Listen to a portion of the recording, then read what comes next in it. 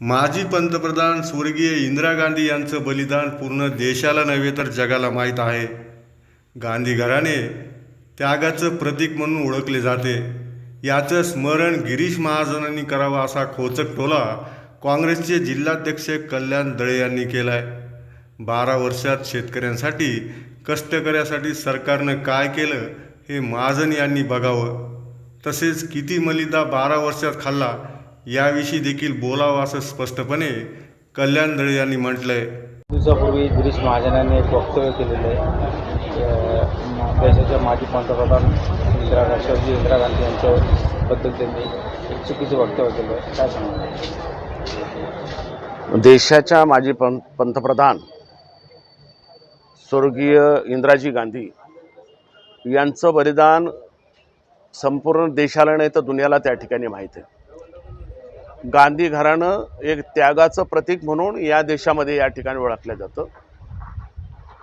राजीव गांधींनी केवढा त्याग केला याचं स्मरण बी माझ्या मते महाजनांनी त्या ठिकाणी करावं.